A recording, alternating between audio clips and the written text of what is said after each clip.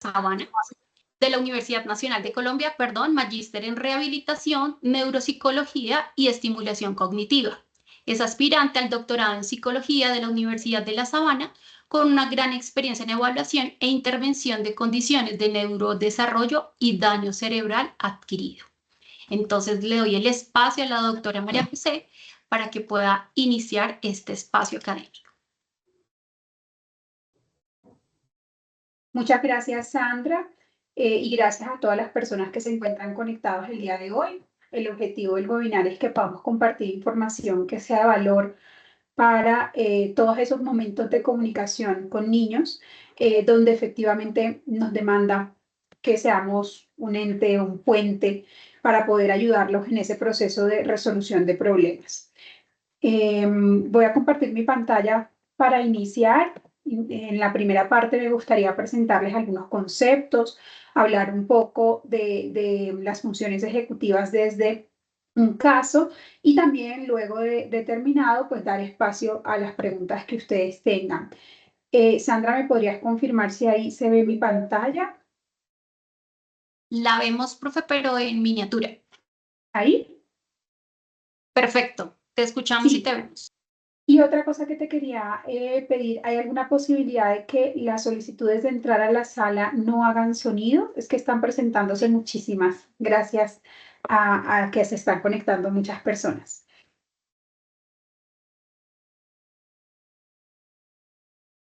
De pronto que no queden en sala de espera, tal vez.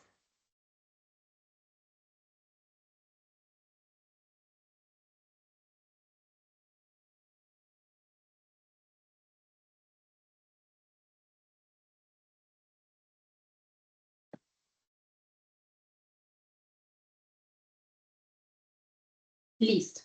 Ahí ya me confirma se ve grande, ¿cierto? Sí, perfecto. Listo. Entonces, con el permiso de ustedes, voy a empezar a hablar. El día de hoy, desde la Universidad de La Sabana, nos interesó traer este tema, construyendo puentes y cómo el adulto puede ser esa persona que ayuda a los niños en el desarrollo de las funciones ejecutivas. Para empezar, entonces, pongámosle definición a eso que llamamos funciones ejecutivas, que de pronto en el ámbito de la psicología y la educación se conoce, pero de forma más extensa muchas veces es un término que no conocemos anteriormente. Las funciones ejecutivas son un conjunto de habilidades, son cognitivas, se llaman procesos cognitivos que nos permiten realizar acciones que pueden organizar nuestra conducta. ¿Sí? El hecho de que yo pueda planear algo a largo plazo, trabajar por una meta que no va a tener un resultado inmediato, adaptarme si el plan inicial que había realizado no funciona e incluso poder controlar esos impulsos de querer tener una recompensa inmediata, pues dependen de esto que llamamos funciones ejecutivas. Si lo pensamos en el entorno infantil, pues recordar una tarea del colegio, esperar turnos cuando jugamos con pares, por ejemplo, o resolver un problema o a dar o afrontar una situación en la que nos dicen que no sin frustrarnos, pues hace parte de esas llamadas funciones ejecutivas. A nivel anatómico, pues las podemos realizar, o sea, podemos organizar nuestra conducta gracias a una parte del cerebro que es el lóbulo prefrontal. En ese lóbulo prefrontal, pues estaría, o gracias más bien a la actividad de ese lóbulo prefrontal, estarían diferentes procesos, dentro de los que podemos hablar, por ejemplo, de la planificación, que es esa capacidad que tenemos para elegir una secuencia de pasos y ordenarlos de forma que nos permitan llevar o alcanzar una meta. También está la memoria de trabajo, otra función ejecutiva que nos permite manipular la información y operar con ella. Entonces, por ejemplo, cuando ustedes le dicen a un niño, hazme el favor, ve a mi cuarto y tráeme el libro que está en la mesa de noche. Y en tu cuarto hay unas zapatillas, bájalas. ¿Sí? Que el niño pueda subir escaleras, hablar con el hermano si se lo encuentra en la escalera, subir al cuarto y seguir manteniendo esa información que le dimos y operar, depende de una función ejecutiva, o sea, de un adecuado funcionamiento de ese lóbulo prefrontal. También tenemos la flexibilidad mental. No siempre los primeros planes que nosotros realizamos salen bien. Tenemos que tener la capacidad de ver que hay varias formas de resolver un problema. La flexibilidad mental, entonces, es la forma en cómo podemos adaptarnos, perdón, a cambios y resolver problemas de formas creativas. También tenemos dentro de las funciones ejecutivas el control inhibitorio, que es esa capacidad que tenemos de regular impulsos, ¿sí? Que nos van a causar una satisfacción inmediata. Por ejemplo, en el caso de un niño comerse un dulce, ¿no? Cuando le decimos no te comas el dulce ahora y te damos dos en media hora, pues estamos justo poniendo a prueba esa capacidad de control de conducta. También está la toma de decisiones, que sería la capacidad que tenemos para evaluar opciones y seleccionar la mejor de acuerdo a la meta que tenemos a corto, mediano o largo plazo. Y por último tenemos el monitoreo y la autoevaluación, o sea, gracias a ese lóbulo frontal también tenemos la capacidad de pensar cómo es nuestra conducta, si aquello que implementamos, el plan que ejecutamos fue el mejor, si el desempeño fue exitoso, si podemos mejorar o no. A eso le solemos llamar habilidades metacognitivas, ¿sí? De valoración de nuestras propias funciones cognitivas. Sin embargo, algo muy interesante es que nosotros no nacemos con todas estas habilidades desarrolladas. Por el contrario, si pensamos en neurodesarrollo, el sistema nervioso empieza, ¿sí?, a desarrollarse desde la etapa gestacional alrededor de la semana número 3. Tenemos la primera formación pues, de una estructura que se puede considerar de sistema nervioso, el tubo neural, y de ahí en adelante van a ocurrir otros 5 procesos que hacen que lleguemos a tener un cerebro como el que tiene, pues la mayoría de los aquí conectados, adultos. Debe pasar un proceso en el que se creen múltiples neuronas, ¿sí? Van a proliferar neuronas, se van a reproducir y luego esas neuronas van a viajar hasta las áreas del cerebro donde van a cumplir su función a lo largo de la vida. A ese proceso en el que viajan y se ubican, a donde van a estar por siempre, pues le conocemos como migración neuronal. Todos estos procesos de los que he hablado hasta ahora ocurren en etapa intrauterina, ¿sí? Dentro de la gestación. Sin embargo, hay 3 procesos que ocurren o empiezan desde el momento del embarazo, pero se mantienen a lo largo de la vida. Uno de ellos es el proceso de conexión entre las neuronas. Entonces, nosotros tenemos un proceso de conexión de neuronas que se da de forma química a través de la sinapsis. Entonces, una neurona se conecta con otra gracias a que libera neurotransmisores y esa conexión que hay entre el botón postsináptico de una y las dendritas de otra, pues se van a considerar como sinapsis. ¿Por qué es importante la sinapsis? Porque cuando hay sinapsis, pues se adquieren habilidades, ¿no? Si, por ejemplo, yo conecto estructuras del lóbulo occipital, por ejemplo, con estructura del lóbulo parietal, como el lóbulo occipital se encarga del procesamiento visual y el lóbulo parietal nos ayuda a lo que es la integración sensorial, pues seguramente adquiriré la habilidad, ¿sí?, de orientarme visoespacialmente, por ejemplo. Entonces, es una función muy importante. ¿Ocurre toda dentro del proceso de gestación? No, empieza alrededor de la semana número 20 y se ha visto en investigaciones recientes que lo hacemos más o menos hasta entrada a la pubertad. Niños de 9 y 10 años todavía están conectando su cerebro. ¿Puedo yo tratar a un niño de 6, 7, 8 años igual que como trato a una persona de 26 años? No, su cerebro no tiene la misma cantidad de conexiones y eso se refiere a habilidades. Por lo tanto, no va a tener la misma habilidad. Otro proceso que ocurre dentro de ese proceso de madurez o formación del sistema nervioso son las podas neuronales o las llamadas apoptosis. Nuestro cerebro aprende a lo largo de la vida a volverse eficiente. ¿Y cómo se vuelve eficiente? Dice, mira, todo este montón de neuronas, de conexiones, de sinapsis que yo de pronto tuve que tener para caminar, ¿sí? Que miles, o para aprender a hablar, o para aprender a mantenerme erguido, ya no las necesito todas. Entonces lo que voy a hacer es que voy a optimizar esas conexiones en mi cerebro, voy a quitar aquellas que ya no son necesarias y me voy a quedar con menos conexiones, pero con un cerebro más eficiente, ¿sí? A eso le llamamos podas neuronales y ocurren varias a lo largo del proceso de desarrollo.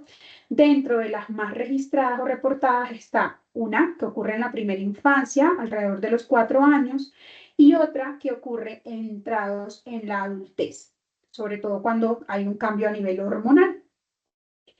También es un proceso adecuado y ocurre desde la etapa gestacional hasta incluso adolescencia. Pero hay un proceso que es muy importante para ganar madurez cuando hablamos de sistema nervioso y es la mielinización. La mielinización es que las neuronas se deben recubrir, miren, esta es una neurona y este es su axón, se deben recubrir de una vaina de mielina, ¿sí? Que es una especie de grasa que va a recubrir el axón y va a cumplir dos procesos importantísimos. El primero es que va a proteger ese axón de daños, de enfermedades, de infecciones, lo va a mantener más seguro. Es como si pensáramos en el cable de un cargador. Si yo dejara el cobre al aire, pues sería más probable que el cargador se dañara rápido. Pero si ese cable sigue cubierto, ¿sí? Por ese material como caucho del que lo recubren, el aislante, pues entonces me va a demorar muchísimo más, ¿sí? La otra función de la mielina es hacer que la información viaje más rápido, porque ya no tiene que viajar como un tren por toda la vía del axón, sino que va a hacer saltos, ¿sí? Desde una vaina de mielina hasta otra, y eso hace que el proceso o lo que nosotros sabemos hacer lo hagamos de forma más rápida. Sin embargo, pasa algo y es que este proceso de mielinización empieza en el último trimestre de embarazo y las investigaciones recientes dicen que no se logra sino hasta los 27 años de edad. Y además tiene un proceso bien particular en el que ocurre. Va a ocurrir primero en zonas centrales del cerebro y va a terminar en el lóbulo prefrontal.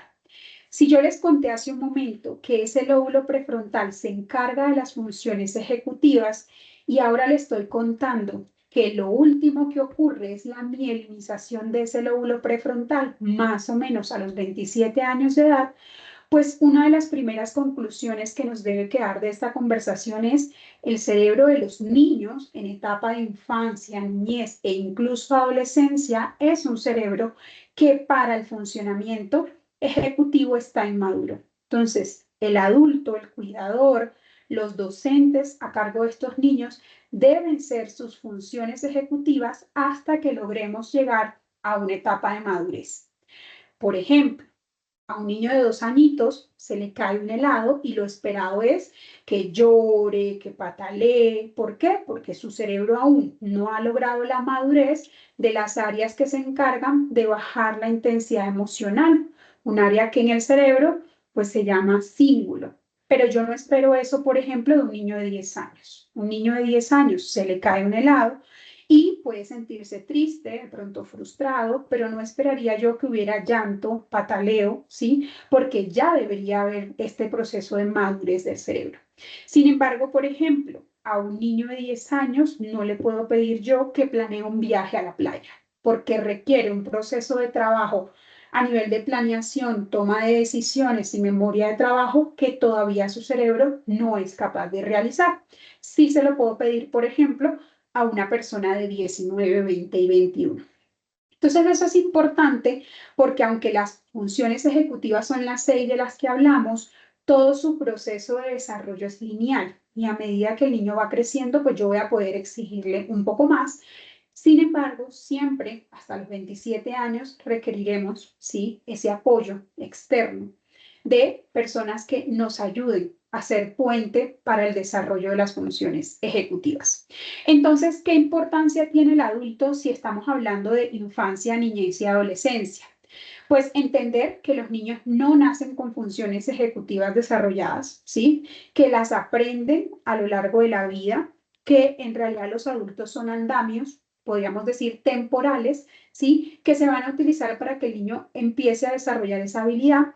Y algo muy importante, que si no exponemos a los niños al desarrollo de esas habilidades, pues no lo van a conseguir. Ejemplo, si yo todo el tiempo, por ser adulto, evito que mi hijo se frustre, no le digo que no, no pongo un límite, pues no va a poder aprender regulación emocional. Porque para aprender a regularnos emocionalmente, tengo que estar expuestos a situaciones donde mis expectativas no se cumplan, ¿sí? O por ejemplo, la planeación. No es posible que un niño aprenda a planear si todo el tiempo el adulto, ¿sí?, le da las actividades que debe realizar, se las ordena, le va diciendo de una a una. Eso sí lo podemos hacer con niños pequeños, pero a medida que el niño va creciendo hay que exponerlo para que pueda desarrollar la habilidad. En ese orden de ideas, ¿cuáles son los errores más comunes, sí, que cometemos a la hora de interactuar con niños? El primero es hacer demasiado, ¿sí? No dejarlo tener autonomía, vestirlo, darle la comida, si va a ir al colegio, organizarle el bolso, ¿no? O lo otro, hacer muy poco. Hay muchos adultos con los que he tenido interacción a lo largo de la vida profesional que tratan a los niños como si fueran adultos en miniaturas, un cerebro adulto en miniatura.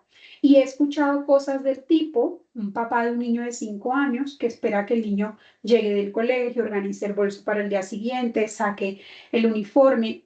Se puede hacer, pero se puede hacer con un acompañamiento, con una redirección. No podríamos pedirle eso de forma autónoma a un niño de esa edad. Sin embargo, el objetivo de esta sesión es que podamos hablar también de qué podemos hacer, ¿no?, para hacer ese puente, ya sabiendo que como adultos esta es parte de nuestras funciones de cuidadores, pues qué podemos hacer. Y yo creo que podríamos llegar a esa respuesta si leemos o estudiamos el caso de Mateo. Mateo, un niño al que le cuesta realizar las tareas. ¿Alguien de los que está conectado me quiere colaborar en leer este apartado?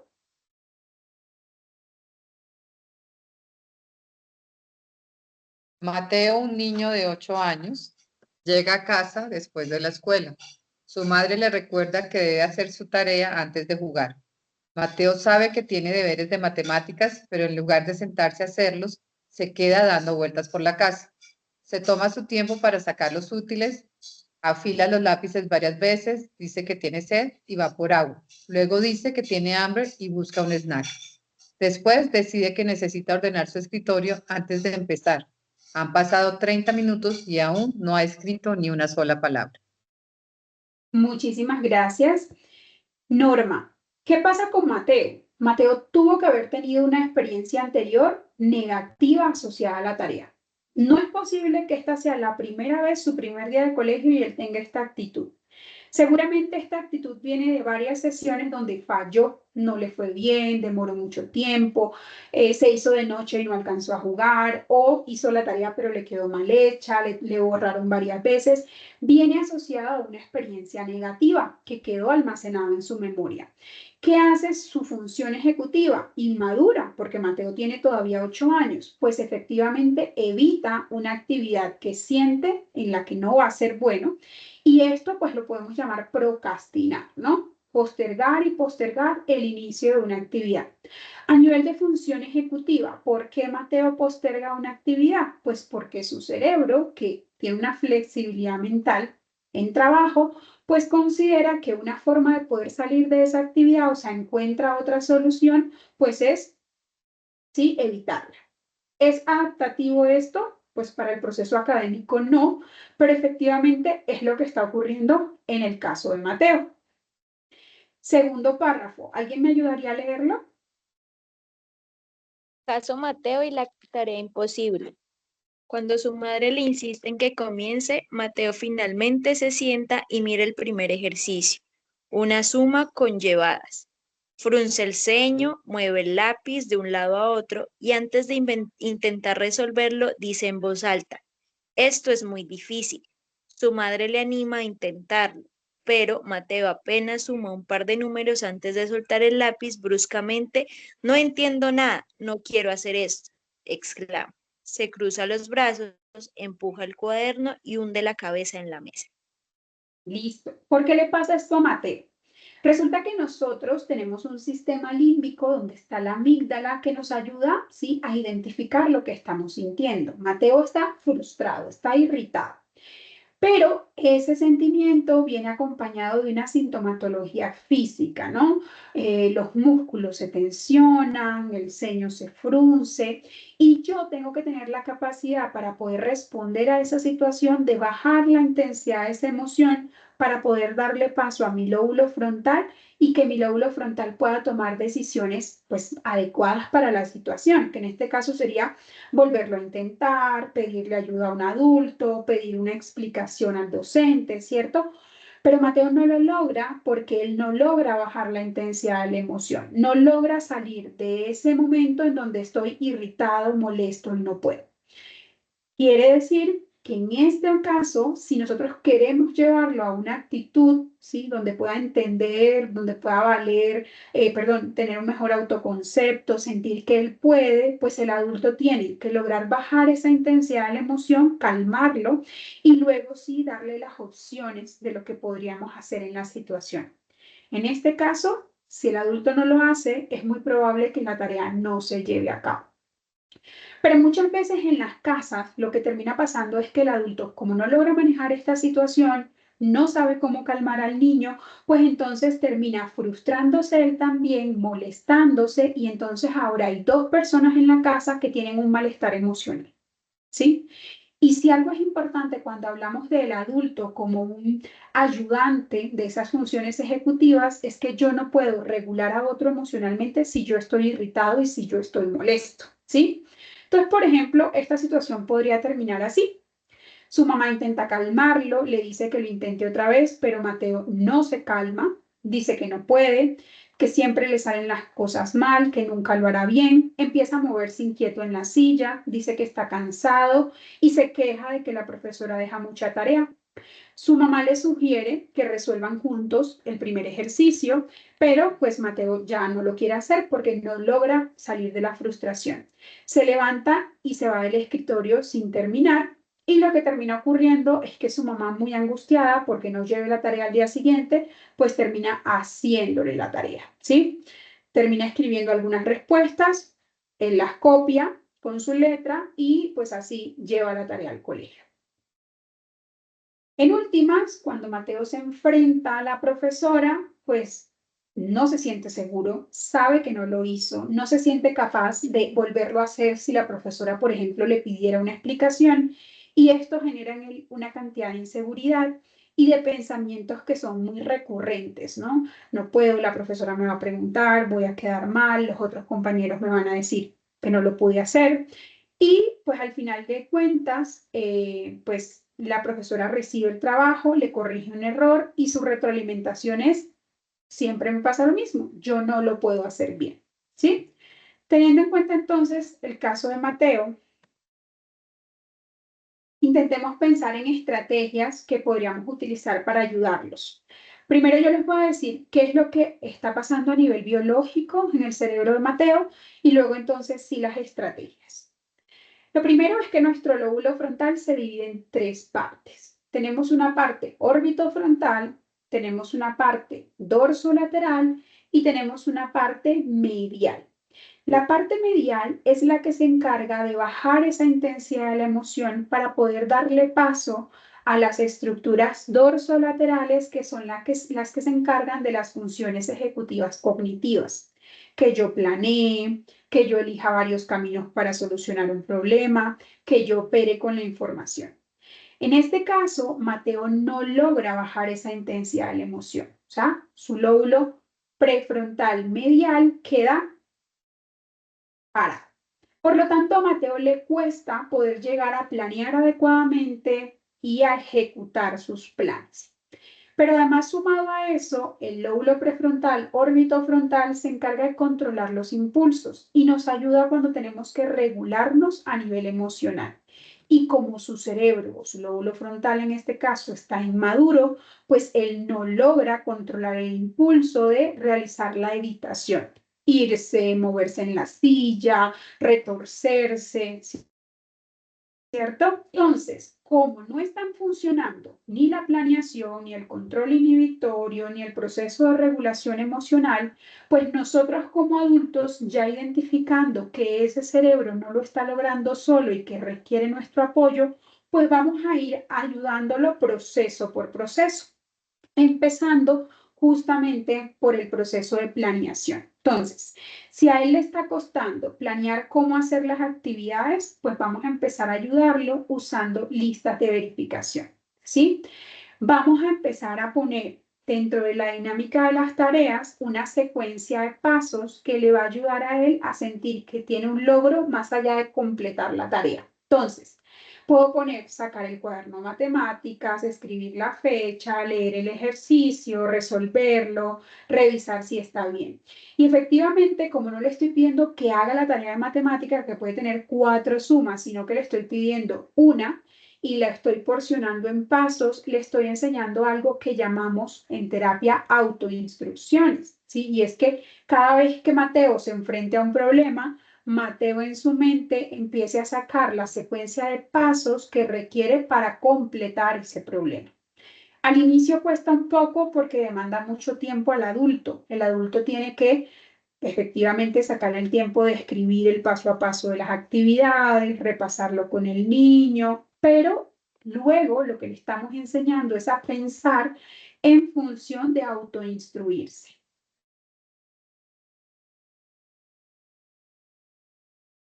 Otra estrategia, ¿sí? Es siempre ponerle el primer paso. Si yo le pido a Mateo que suba el Everest, pues, le va a costar mucho, se va a frustrar, va a sentir que es demasiado grande. Pero si yo, por ejemplo, le digo a Mateo que vamos a hacer un punto y en vez de hablar de hacer la tarea, hablo de escribe el título en la hoja o vamos a resolver solo el primer ejercicio, pues va a haber una motivación mayor para el proceso escolar. Lo segundo es que vamos a ayudarle a controlar el impulso y la autorregulación. No necesariamente porque hayamos porcionado la información, ya Mateo va a hacer la tarea completa. Puede que en el proceso se frustre, sienta que no puede, nos digas que está aburrido y entonces ahí es el momento donde el adulto tiene que crear ese proceso de bajar la intensidad de la emoción, que en este caso es está irritado, está molesto, y ayudarlo a tomar una decisión racional. Ahí, por ejemplo, podríamos utilizar técnicas como la del espacio sin distracción, elegir un espacio donde efectivamente se disminuya la cantidad de objetos que puedan a él distraerlo. Los niños o los papás suelen tener muchos borradores, sacapuntas que tienen formas, ¿no? De Star Wars, de Minecraft o las niñas de unicornio, de Cinnamon Roll. Todo eso es bonito, pero en el proceso escolar suelen ser distractores. Entonces, si yo tengo un caso como este que presentamos de Mateo, pues lo esperado sería que tuviéramos un escritorio que solo tuviera el material necesario para la actividad, que los elementos fueran lo más sencillos posible, el lápiz amarillo de siempre, el borrador de nata blanco, ¿sí? Además, vamos a intentar la regla de los 3 intentos y es decirle a Mateo, mira, te puedes distraer hasta 3 veces antes de que yo elija que tienes que hacer una pausa larga, ¿sí? ¿Por qué? Porque eso le dice a él, no, tengo que recuperar la atención porque luego me van a hacer una pausa larga y el proceso de hacer la tarea se va a demorar. ¿Por qué tenemos que dar los 3 intentos? Porque claramente hay un proceso de madurez, ¿sí? Y de inmadurez en este caso que hace que haya poco control atencional. Entonces, siempre doy margen al error, pero dejo claro que si el niño necesita un espacio para salir del contexto de la tarea, pues ese espacio va a ser una pausa obligatoria, ¿sí? Que va a implicar salir del entorno de la tarea. Y por último, podemos utilizar la técnica de si entonces. Entonces le podemos decir, si haces una suma, entonces podemos descansar 5 minutos. Si haces una suma, podemos jugar 5 minutos a este juego que te gusta, ¿sí? La idea es que trabaje en función de una meta a más corto plazo para aumentar el proceso de motivación y disminuir, pues, que se desconcentre y por lo tanto aumentar ese control de conducta. Estrategias para ayudarlo a tener mejor flexibilidad cognitiva, ¿sí? En todo el caso dijimos mucho que él se consideraba que siempre se equivocaba, que nunca las cosas le salían bien y al final esa es una sola forma de ver todo lo que le ocurre. Si yo, por ejemplo, dejo que siempre él tenga esa retroalimentación negativa, pues voy a reforzar, ¿sí? Esa idea.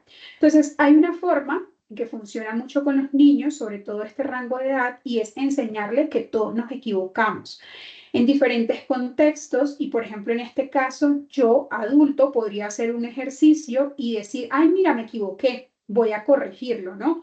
Hacer el proceso de corrección y mostrarle al niño que los errores hacen parte de los procesos de aprendizaje, ¿sí? además de reforzar aquellas pequeñas metas que se consigan. Entonces, la tarea tiene 10 sumas, pero Mateo alcanzó a hacer una y entonces utilizo el reforzamiento para esa pequeña meta. Siempre aquí el objetivo es que él empiece a cambiar esa idea que tiene, ¿sí? De que es malo para una actividad y lo puedo hacer a través de reforzar el autoconcepto, primero con situaciones de éxito, segundo entendiendo que todos pasamos por situaciones de error cuando nos equivocamos. Y también podemos utilizar estrategias de diálogo interno positivo. Entonces, yo, adulto, intento hacer un ejercicio y me voy autoinstruyendo en voz alta, ¿no? Entonces, me equivoqué, voy a intentarlo otra vez. Ay, pero no me está saliendo. Pues cuando no me salen los ejercicios, yo pido ayuda, ¿sí? El adulto va a estar frente al niño diciendo estas actividades en voz alta. ¿Por qué? Porque el día que usted no esté delante de ese niño y ese niño se esté enfrentando a un problema con el profesor o con un cuidador externo, pues es más probable que repita esa secuencia de paso a paso que le aprendió a usted en un momento donde había estas situaciones y pues él mismo, ¿sí? Tenga un diálogo interno positivo. Y lo otro es enseñarle siempre que hay mapas de soluciones, que ante un mismo problema podemos tener varias soluciones, que siempre vamos a ir por la primera y si esa estrategia no funciona, pues vamos a ir escalando hasta encontrar aquella que sea mejor para nosotros. En el caso de las operaciones matemáticas, por ejemplo, hay niños que deciden sumar con palitos, otros que deciden sumar con objetos físicos, entonces ese puede ser nuestro mapa de soluciones. Hoy lo vamos a hacer con palitos en la hoja. Si no nos sentimos cómodos, mañana lo intentamos con objetos, ¿sí? Ya lo lograste así, ¿qué te parece si mañana lo intentamos de forma mental? Ahora ya saliendo del caso de Mateo y ya a modo de dejarlo como aprendizajes de esta sesión de presentación del día de hoy, pues cuando nosotros como adultos queremos apoyar a niños y adolescentes en el desarrollo de las funciones ejecutivas, hay 4 cosas básicas que podemos hacer. Hay muchas otras más, pero para este espacio podríamos aprender estas 4 que pueden hacer que haya un cambio, ¿sí? En la forma en cómo el niño se enfrenta a situaciones de problema, pero además que están sirviendo de andamio o de escalera para que el día de mañana no tengan que tener un adulto, ¿sí? Para poder resolver el problema. O sea, con estas 4 cosas usted está ayudando a que el niño desarrolle las funciones ejecutivas. La primera y la más utilizada es el modelado y las autoinstrucciones. Los niños pequeños aprenden de lo que nos ven hacer, cómo caminamos, cómo comemos, pero incluso en etapa de niñez y adolescencia, que usted piense en voz alta le enseña a su hijo la forma en cómo usted resuelve un problema o a su estudiante la forma en que usted resuelve un problema. Entonces, por ejemplo, si yo presento un problema matemático en un salón de clase o practicando con mi hijo en una tarde, ¿no? Y yo digo, listo, Juana tenía 27 manzanas, le regala 10 a su hermano y luego compra 8. En voz alta, yo misma voy a hacer el siguiente proceso. Voy a decir, para resolver este problema, lo primero que voy a hacer es tener en cuenta los números, ¿sí? 27, 10, 8. Ok. Ahora voy a pensar qué operación tendría que hacer para cada caso. Todo esto lo verbalizo en voz alta, ¿no? Entonces, si ella tiene 27 manzanas y le regala 8 a su hermano, perdón, y le regala 10 a su hermano, ¿cuántas le quedan? Eso es una resta, ¿sí? Y si luego al número que me dé le tengo que sumar las 10 que compra, eso es una suma. Y en este momento uno tiene que ser paciente porque me dirán, no, pero terrible uno ponerse a hablar solo en voz alta. Le estamos enseñando al niño el paso a paso que realiza nuestro cerebro a la hora de resolver un problema. Luego de eso voy a hacer las operaciones, 27 menos 10, 17, y luego le sumo los 8, ¿sí? Y luego, cuando sus hijos, sus estudiantes, sus asesorados están en una situación de problema, este proceso se va a repetir en sus cerebros de forma mental o incluso hay niños que empiezan a verbalizarlo en voz alta. Empiezan a resolver problemas con una planeación adecuada. Otra cosa que podemos hacer es incentivar la resolución de problemas. A veces en el corre-corre del día a día, incluso en los entornos escolares, pasa que uno empieza a decirle al niño las respuestas. Haz esto, ¿por qué no utilizas esta estrategia? Esa operación deberías resolverla de esta otra, cuando en realidad el desarrollo de las funciones ejecutivas viene sobre todo cuando ponemos a ese cerebro a pensarse en las soluciones. Entonces hay que empezar a cambiar el haz por el qué podrías hacer. ¿Cómo crees que podrías resolver este problema? ¿Sí? Incluso en situaciones tan sencillas como rutinas. Tienes que almorzar y venir a hacer la actividad, ¿sí? ¿Qué crees que podrías hacer primero? ¿Cómo crees que puedes optimizar el tiempo? Si lo haces de esa forma, ¿crees que podrías terminar a tiempo? Siempre lanzar preguntas que permitan que el niño sea quien elabore planes, los ponga en práctica y efectivamente habrán días que no funcionen, pues entonces podamos dar una retroalimentación. Lo otro es que cuando hacemos estrategias de planeación, sobre todo el día a día o de la jornada escolar, es importante tener marcadores visuales que permitan una mejor organización. Hacer checklists, enseñarle a hacer checklists es una excelente opción. Usar temporizadores y anticipar.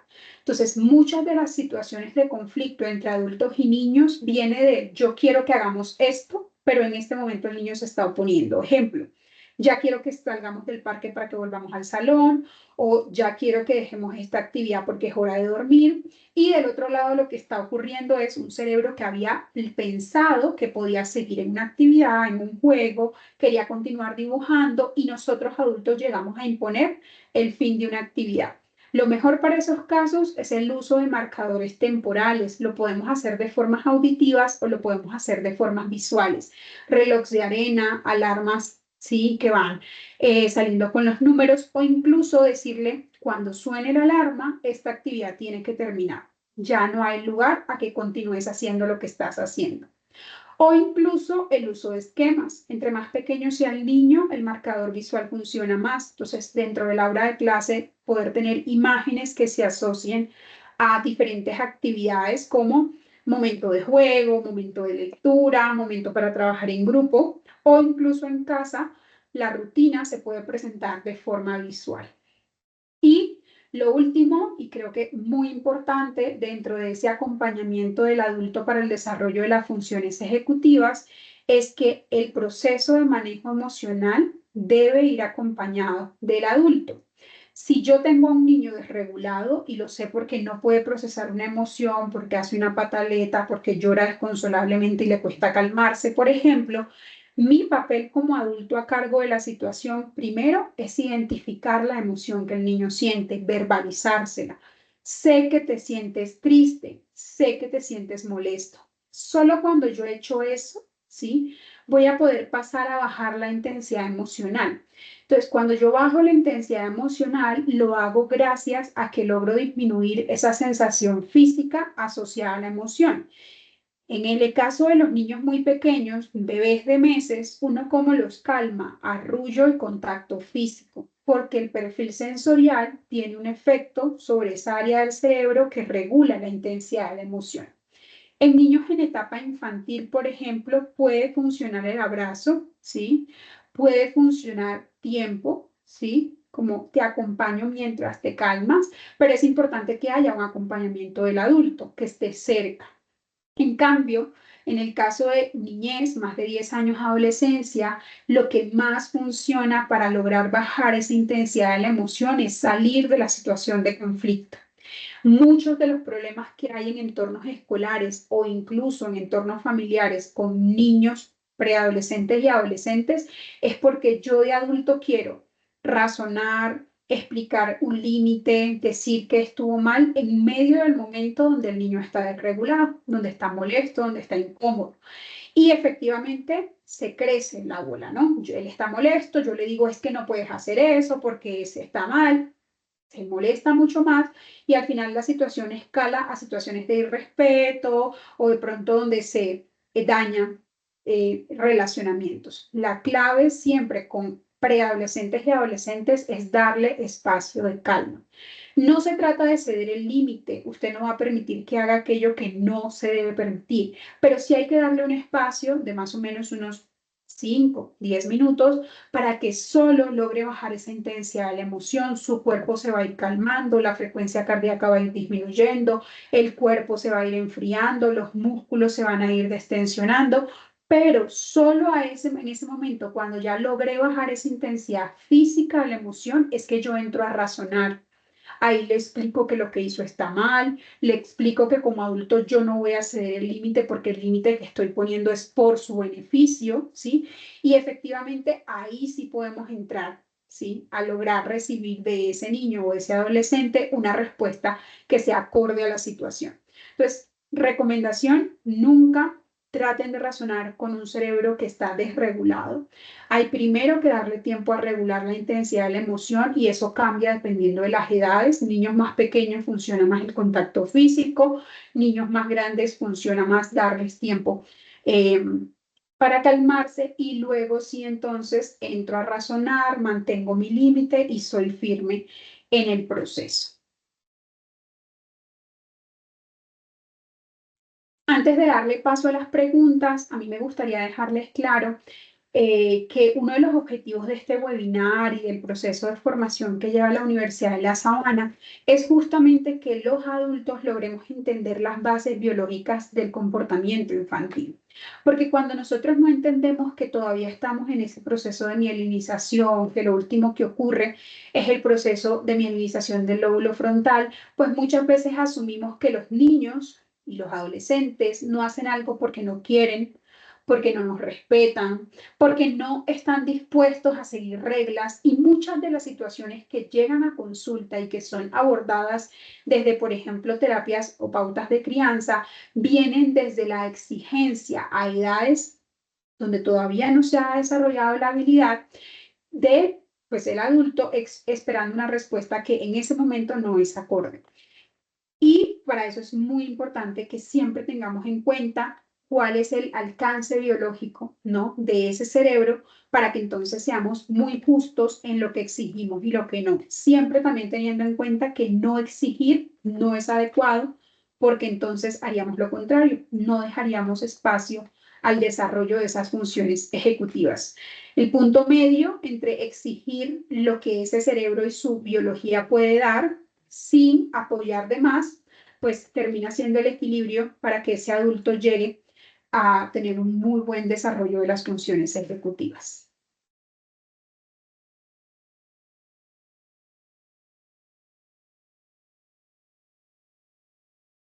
Hola Sandra, si quieres te doy la palabra para organizar la sesión de preguntas. Listo, perfecto. Tenemos 5 minutos. Yo creo que las primeras 5 preguntas o inquietudes que tengan con respecto a la charla, entonces participamos las primeras y le damos el espacio para poderles promocionar o darles la información de nuestro diplomado en neuropsicología de las funciones ejecutivas. Nos dice Diana, ¿es posible volver a mencionar las funciones ejecutivas del inicio, profe? Sí. Está flexibilidad mental, memoria de trabajo y planeación, toma de decisiones. Esas 4 corresponden al lóbulo prefrontal dorsolateral. Son funciones ejecutivas cognitivas.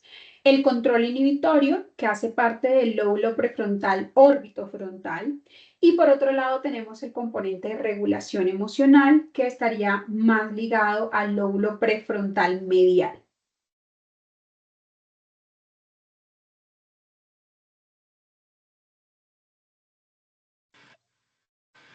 Buenas noches. Buenas noches, Oscar. Mira, te quería preguntar lo siguiente. Pues primero, pues agradecerte, está muy interesante la charla, pero me gustaría, no sé si tienes alguna reflexión alrededor de cómo los celulares están afectando las funciones ejecutivas, cuáles son las consideraciones que uno debería hacerle a los padres en esos procesos de educación de acuerdo a las edades y cómo están afectando pues todos los procesos de relación con el mundo de los niños y con el aprendizaje. Perfecto, Oscar. Mira que Ese tema nos da para otro webinar, pero voy a tratar de consolidarte la respuesta. Las pantallas tienen a nivel de función ejecutiva dos problemas muy importantes. El primero es que por la cantidad de imágenes que tiene hoy la televisión por minuto, hacemos una sobrecarga de estímulos. Antes, por ejemplo, tú veías Mickey Mouse y la cantidad de imágenes por minuto de Mickey Mouse no sobrecargaba a nivel cognitivo. Pero hoy estamos exponenciando esa cantidad de imágenes por minutos 10, 15, 20, dependiendo de la caricatura. Lo que quiere decir que cuando nuestros niños salen al entorno real, donde efectivamente yo hablo más lento, no hay esa sobreestimulación, nada los motiva lo suficiente. Entonces, ese sistema dopaminérgico que recibe aquello que nos gusta, ¿no? Y por lo tanto, pues sirve como reforzador, pues al final no encuentra en este contexto de conversación con otros, de pronto de un juego de mesa, esa misma sobrecarga incluso de dopamina, ¿sí? Del sistema de recompensa. Ese es el primero. Entonces vemos una dificultad para luego mantener la atención en contextos que no sean pantallas. Pero esa mira que nos deja una reflexión y no es la pantalla en sí, es el tipo de contenido. Si yo, por ejemplo, presento a mis hijos o a mis estudiantes pantallas, pero me aseguro que la cantidad de imágenes por minuto no sea sobreestimulante, pues entonces no hay necesidad de satanizar la pantalla. ¿Y cuál es la segunda razón? Si tú te acuerdas, cuando nosotros éramos pequeños, yo veía un programa el sábado por la tarde o el sábado en la mañana porque lo presentaban una vez por semana. O la novela o la caricatura, veías un capítulo y te tocaba esperar 24 horas o incluso 7 días. Por lo tanto, nosotros ahí trabajábamos el control de la conducta a largo plazo, la capacidad de espera, ¿no? La programación. Hoy en día un niño abre YouTube y no se termina un video. Antes de que el video se haya acabado, cambia al siguiente, ese no le gusta, entra a Netflix y entonces no les enseñamos, ¿sí? A tolerar, ¿sí? Que hay situaciones donde no podemos tener todo de forma inmediata. ¿Y qué pasa entonces cuando un niño se expone a este tipo de contenido donde todo es inmediato y obtengo lo que quiero enseguida? Pues que luego cuando se enfrenta a situaciones de la vida real donde no me dan lo que quiero, donde la recompensa se posterga, pues tengo una baja tolerancia a la frustración. Creo que podríamos hablar una hora de ese caso, pero creo que esas dos para mí son de las más graves que están ocurriendo con las pantallas. Muchas gracias. Listo, profe. Y la última pregunta para cerrar este espacio de consultas la hace Clara Isabel. Dice, ¿qué ejercicio o diálogo se puede realizar para prevenir el acoso escolar, que el niño aprenda a colocar límites a sus pares? Vale, es un tema también súper interesante, Clara, diferente de pronto al espacio del webinar, pero siempre hay que dejar claro, partes del cuerpo tienen que ser llamadas por su nombre, siempre. Entonces, muchas familias, y de hecho se utilizaba mucho antes, le ponían otros nombres a las partes íntimas y ha habido muchas situaciones de acoso donde los niños explican lo que está pasando, pero los adultos no lo entienden porque no se nombra como es. Lo otro es utilizar, hay muchos libros que tienen el proceso de partes del cuerpo, sistema reproductivo y lo explica con un lenguaje apropiado para la edad. No hay que tener miedo a hablar de sistema reproductivo masculino o femenino, incluso las preguntas de cómo vienen los niños al mundo. Hay mucho material para tocar el tema de relaciones íntimas entre adultos, que es mucho mejor que los niños sepan con el lenguaje apropiado y la persona que es su cuidador, y así cuando se exponen a una situación donde efectivamente se están violentando, pueden nombrarlo. Y lo segundo es generar el espacio de confianza para que me lo pueda decir, ¿no? O sea, cuando me acerco y me dice, hoy me abrazaron, hoy me sentaron en las piernas, si yo automáticamente regaño a ese niño y le digo, tú no puedes permitir que nadie te siente en las piernas, pues es probable que a futuro no me lo diga, ¿no? Entonces el abordaje siempre es de la calma. Recuerden, ustedes tienen que ser la función ejecutiva activa y decirle a ese niño, ¿sí? No es esperado que esto ocurra. La próxima vez que alguien te diga que te sientes en sus piernas, tú le dices que no te sientes cómodo. Entonces, siempre esos dos manejos, y también creo que sería un tema para que hiciéramos un webinar completo, Sandra. Listo, profe, pues muchísimas gracias. Bueno, entonces en este espacio de unos minuticos vamos a compartirles la información, nuestra invitación a participar en nuestro diplomado en neuropsicología de las funciones ejecutivas y la autorregulación. donde el tema que tomamos hoy y otros temas importantísimos, pues lo veremos a lo largo de 144 horas. Entonces, bueno, contarles que nuestro programa, como les mencionaba, son alrededor de 144 horas. De esas tendremos 16 horas sincrónicas. Ese espacio, pues lo aborda la doctora María José, quien nos acompaña hoy en este webinar, quien coordina este programa. ¿Cuándo inicia este diplomado? Inicia la semana del 24 de febrero. La modalidad es completamente autónoma, es una plataforma donde encontraremos archivos, material para el desarrollo de cada unidad y adicional a eso, cada semana habrá un encuentro con la profesora para abordar los temas vistos en estas unidades. ¿Cuál es la inversión de este programa? La inversión es 2.500.000. Tenemos un descuento para ustedes, las personas, estas 80 personas que estuvieron conectadas durante esta hora. Es el 10% de descuento. Tendrán ese descuento habilitado hasta el 15 de febrero para que puedan realizar su pago. Les quedarían 2.250.000. Si alguno de aquí tiene algún vínculo con la universidad diferente a una primera vez, cuando son vínculos como un graduado, empleado de la universidad, tienen un descuento diferente. Entonces, este descuento aplica solamente cuando es la primera vez, un 10% de descuento. Si alguna vez tomaste un taller o algún curso con nosotros, ya eres parte de la familia Sabana y sería graduado. Entonces, un descuento diferente para que lo tengas presente.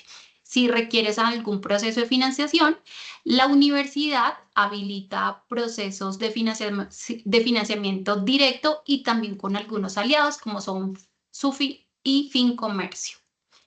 El proceso de inscripción, si tú deseas avanzar, es un proceso sencillo que es de inscripción y matrícula. No hay un prerequisito. Entonces, para que lo tengas presente, se hace un registro directamente desde la plataforma de SIGA Académico de la Universidad de La Sabana. Se completa un formulario, se hace el proceso de inscripción, aplicación de descuentos y se hace un pago. Una vez realizado el pago, durante la semana del 24 de febrero, realizaremos la inducción a nuestra plataforma. Voy a dejarles mis datos de contacto, posiblemente recibirán algún mensaje desde mi número de WhatsApp o también desde mi correo para que ustedes con tranquilidad puedan preguntarnos si tienen alguna información adicional con respecto al diplomado, del proceso, el contenido de lo que veremos durante estas 144 horas del programa. Y les agradecemos por este espacio maravilloso y de que puedan también pues nutrir sus niveles también de funciones ejecutivas. Entonces, si alguien tiene alguna duda, alguna inquietud, no puedo ver mi pantalla, pero puedo escucharlos y puedo colaborarles.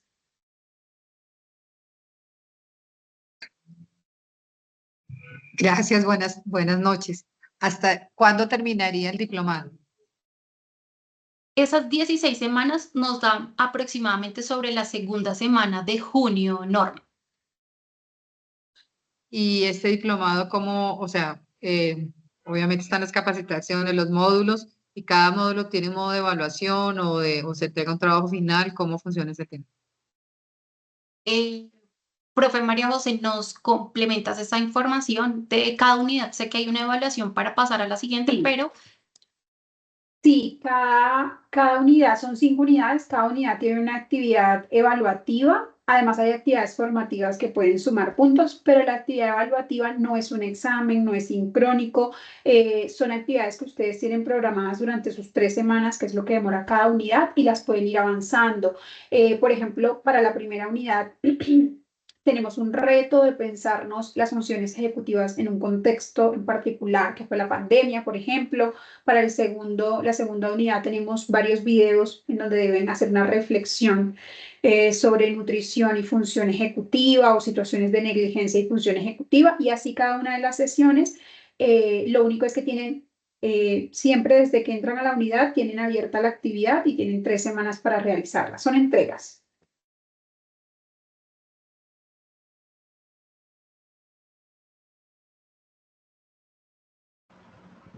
Buenas noches. ¿Los encuentros semanales serían de qué tiempo?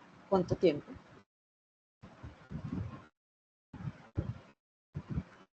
Es una hora semanal y la jornada es siempre posterior a la jornada laboral normal. O sea, las clases son entre 6 y 8, se elige una hora pues dependiendo del grupo. Muchas gracias.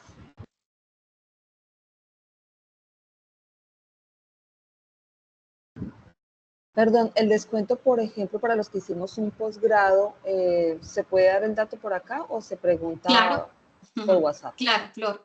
Todos nuestros graduados, nuestros alumni, tienen el 15% de descuento.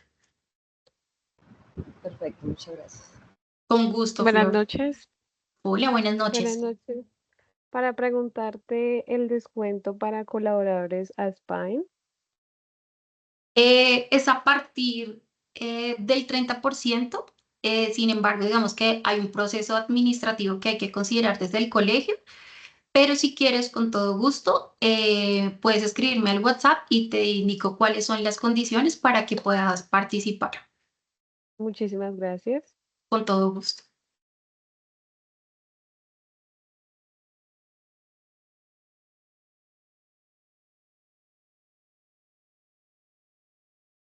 Listo, creo que no hay más preguntas por ahora. Bueno, les agradecemos por este espacio.